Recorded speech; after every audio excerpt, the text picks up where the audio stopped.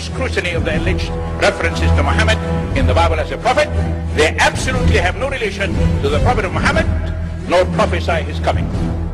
Muhammad is not mentioned in the Old Testament. Muhammad is not mentioned anywhere from Genesis to Revelation. Muhammad is God's true messenger. That's a joke.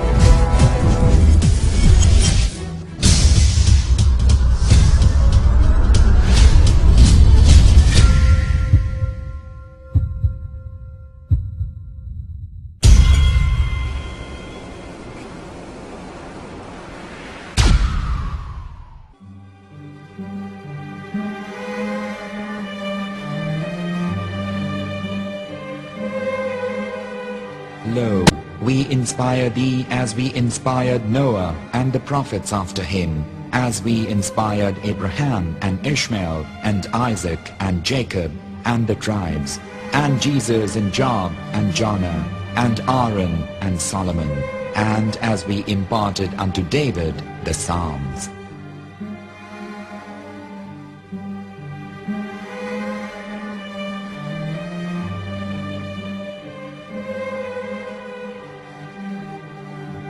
The verse we've just heard is from chapter 4 of the Quran.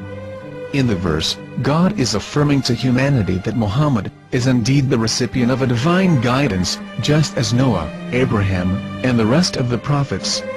However, some Christians and Jews today don't believe that Muhammad was a prophet and the covenant that God made with Abraham. And since the Quran is not their book of authority, in this video I'm going to show you that the book you're holding in your hands contains the name off the seal of prophethood, the Prophet Muhammad.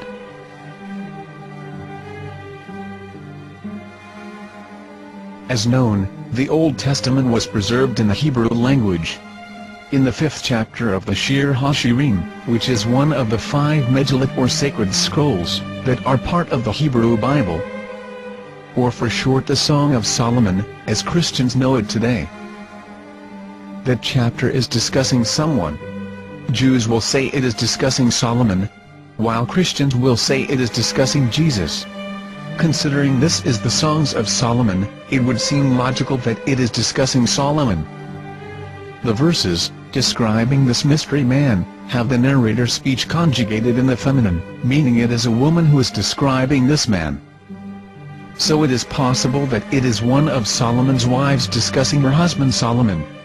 However, Christians assert that Jesus is being discussed, and that the chapter is describing a man who was not yet alive at that point. A prophecy.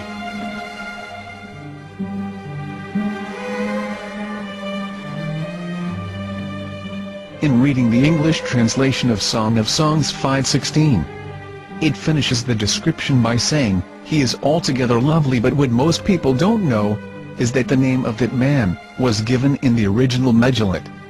Here is verse 16, and how it is written in ancient Hebrew, before introducing the vowels, in the 8th century. From the Hebrew Bible, on scripturetext.com. Here is the word in question. This word is made of 4 letters. Mem, Het, Mem, Dalet. Now when reading the word as it is written in its original form, with no vowels, it can be read as Muhammad, which is the name of the Muslim prophet, or as Mamad with no A after the H. According to Ben Yehuda's Hebrew-English dictionary, it is correctly pronounced as Muhammad, not Mamad. So how we're going to know for sure if it's pronounced as Muhammad, the Muslim prophet, or as Mamad, a random Hebrew word? The only way is to give the verse to a rabbi, and say to him, "Please read." Here is the Song of Songs 5:16, and how it is read by a rabbi from a Hebrew Jewish site. Please notice, the im in Hebrew is a plural of respect. חיכו ממתקים וכולו מחמדים, זה דודי וזה רעי בנות ירושלים. חיכו ממתקים וכולו מחמד, מחמד, מחמד, מחמד, מחמד, מחמדים. זה דודי וזה רעי בנות ירושלים.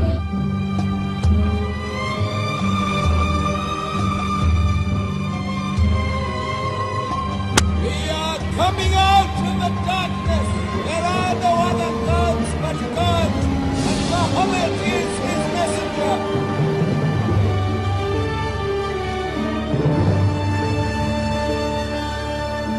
Let the world hear. חיכו ממתקים וכולו מחמדים, זה דודי וזה רעי בנות ירושלים. חיכו ממתקים וכולו מחמד, מחמד, מחמד, מחמד, מחמד, מחמדים, זה דודי וזה רעי בנות ירושלים.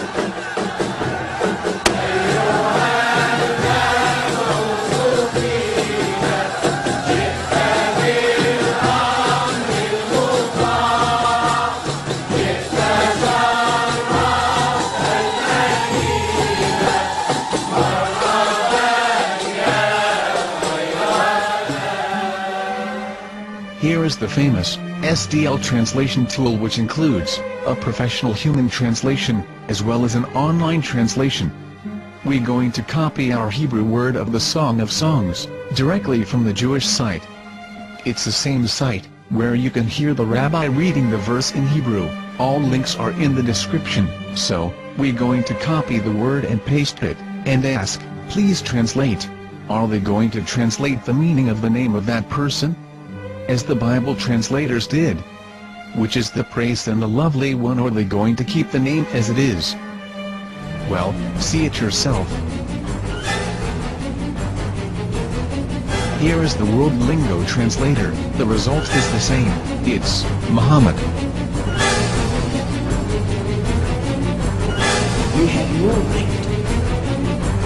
You have no right to translate names of people. Anybody. Your name should be retained. Mr. Black is Mr. Black, though he's white. You have no right to translate names of people. But they have been doing that. Muhammad they translated as altogether lovely. But the word Muhammad in the Hebrew language, the word Muhammad in the Hebrew language.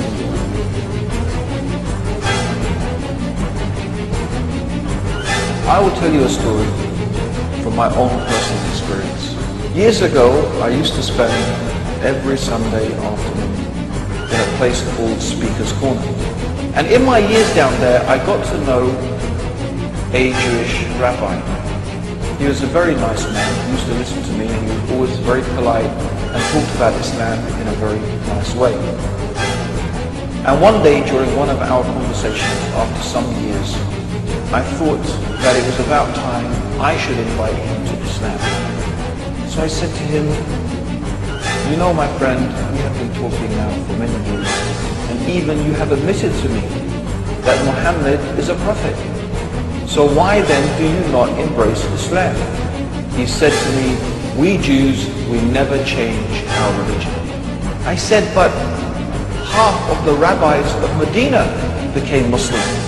He said, that is true, but still, we Jews never change our religion. I thought, what can I say to him? He looked at me and said, listen to me, my friend. God sent to us a prophet Moses, and we didn't even listen to him. Do you think we're going to listen to another prophet after him? From another tribe? From another people? When he said that, I had nothing left to say. He knew that Muhammad was a prophet. In fact, another rabbi also came up to me and he said to me, we know Muhammad is a prophet, and he quoted to me a passage from the Bible.